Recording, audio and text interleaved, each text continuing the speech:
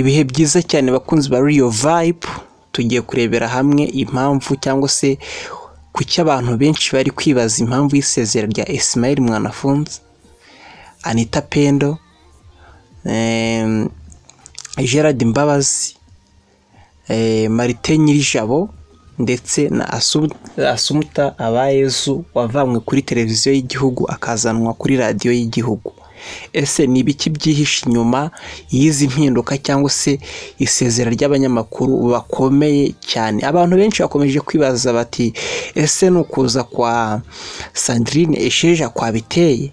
Ese byagenze bite? Niki cyateye abanyamakuru bakomeye cyane nk'aba ngaba bakoreraga igitangazamakuru cyiza kiri mu bihemba neza mu gihugu uhita basezera bakava mu byo bari barimo bakava mu ku kazi kabo aho bahembwaga neza, bari muri beza bahembwa cyane kandi bakora heza hashoboka, kuko nta handi hantu mu Rwanda nta kindi gitangazamakuru wakorera cyaguhemba cyangwa se cyakwitaho neza kurusha icyo aba banyamakuru bari basanzwe bakorera. Nibyo tugiye kureba aho. Nge nitwa Eric Wacu.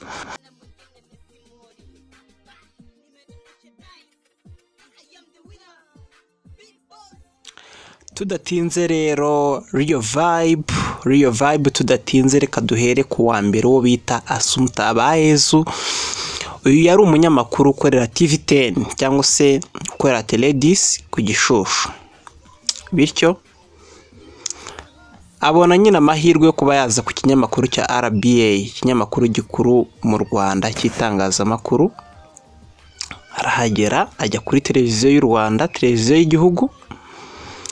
Akigeraho ngo bivugwa ko yahageze agasanga intebe yaho kabisa kuyicaraho bigoye, ishyushye cyane, cyangwa se mu magambo make yahageze asanga inkweto bamuteguriye zitamukwira. Assumpta Abayezu yimurirwa kuri mikoro za radio y'igihugu ariyo Radio Rwanda. Uwa kabiri uko byagenze, Martin Nyirijabo nawe mu kwezi gushize, ukwezi kwa munani, yarasezeye. Yanditse avuga ko asezeye, nubwo tutari twabona ibaruwa ye iri official, ariko Martin Nyirijabo aka kanya si umunyamakuru wa Radio Rwanda nk'uko yari asanzwe ayikorera. Nawe bivuga ko yasezeye akajya gukorera ikigo cya statistique, akaba ari PR cyangwa se public relation, ushinzwe iby'amakuru cyangwa se ibijyanye n'amakuru muri icyo kigo cya statistique. Gatatu turareba Anita Pendo nawe yasezeye kuba umunyamakuru wa RBA cyangwa se wa Radio Rwanda nyuma y'imyaka 10 yakoreraga, nyuma y'imyaka 10 yari amaze akorera iki kinyamakuru cyangwa se akorera ikigo cya RBA. Yasezeye bityo agasezera ahita yerekeza ku kindi kinyamakuru cyigenga aricyo Kiss FM, ari naho Sandrine Isheja yaturutse. Twibukiranye ko Sandrine Isheja yasohotse kuri Yellow Paper mu kwezi kwa munani 2024, cyangwa se mu nama y'abaminisitiri yanzuye ko Sandrine Isheja abaye assistant cyangwa se umwungiriza wa Pasteur Cleophas Barore usanzwe ari DG wa RBA cyangwa se ikigo cy'igihugu cy'itangazamakuru Rwanda Broadcasting Agents. Sandrine Isheja rero yavuye kuri Kiss FM, avaho hahita hajyaho umushyushya rugamba akaba n'umunyamakuru ari we Anita Pendo. Ismael Mwanafunzi we ko bimeze cyangwa se kesi uko ihagaze. Ismael Mwanafunzi nawe bivugwa ko yasezeye gukorera ikigo cy'igihugu gishinzwe itangazamakuru RBA mu biganiro yakoragamo bitandukanye, itangazamakuru avuga amakuru asanzwe, ndetse twari dusanzwe tumuzi mu kiganiro wari uzi ko, ndetse n'ikindi kiganiro cyacaga kuri televiziyo y'u Rwanda cyitwa Inkomoko. Kesi uko imeze bivugwa ko we yasezeye ariko akazaba ari kuri RBA nk'umupart time. Part time ni nka kwa kundi umwarimu ashobora kuba yigisha muri kaminuza ya Huye ariko aza gutera ikiraka mu yindi kaminuza ya Nyagatare wenda, akajya gutera ikiraka ariko atari ukuvuga ko ari umukozi wabo, ni umupart time nyine kuza agakora ariko akagenda. Ariko Ismael Mwanafunzi bivugwa ko mutazongera kumwumva mu kiganiro Inkomoko yakoreraga kuri televiziyo y'u Rwanda, kuko televiziyo y'u Rwanda yo biragoye kuba wajyayo ugiye gutera ikiraka, kuko kugira ngo amashusho cyangwa se ugaragare kuri televiziyo bisaba ibintu byinshi cyane n'umwanya mwinshi, umwanya munini cyane kugira ngo ikiganiro kibe cyategurwa gishyirwe kuri televiziyo, bityo akazajya aza kuri radiyo aje gutera ikiraka cyangwa se nk'umupart time agakora ikiganiro yikomereza.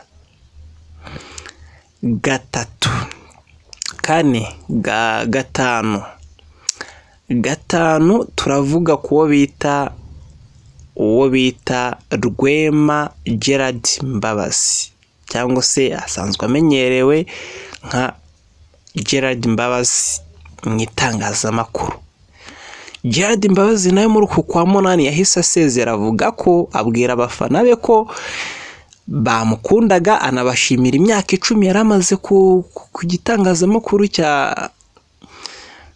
cya RBA. Avuga ko agiye gukomereza imirimo ye y'itangazamakuru kuri YouTube ye musanzwe muzi, ariyo yitwa Gerard Mbabazi.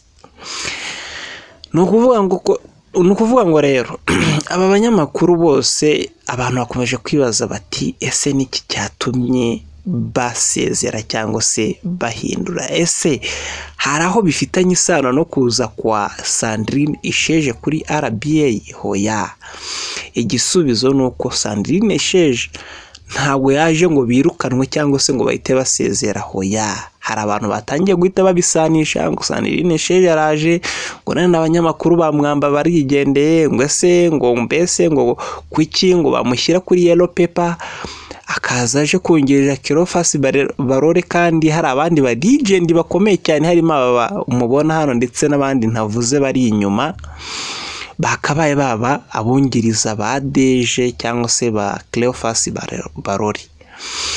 Bityo abantu bakabisanisha akavuga bati kuki umuntu yakora imyaka 10 akoreye igitangazamakuru, ese Sandrine Isheja no kuvuga ko abandi atari abahanga cyangwa se batakungiriza Deje? Abantu bagiye babisanisha ariko ntabwo ari ukuri. Abandi bakavuga, ariko bikaba bivugwa ko aba bantu bashobora kuba basezeye bitewe n'umushahara, nkuko stati ya leta ivuga ko aba bachelor cyangwa se abafite degree A0 bakwiye guhembwa amafaranga 380. Waba ari 380, urugero nka Gerard ikiganiro kimwe ashobora gukora ikiganiro yagishyira kuri channel ye kikamwinjiriza amafaranga hafi 500, kikamwinjiriza hafi hagati ya 500 na 200. Ayo ni amafaranga y'u Rwanda.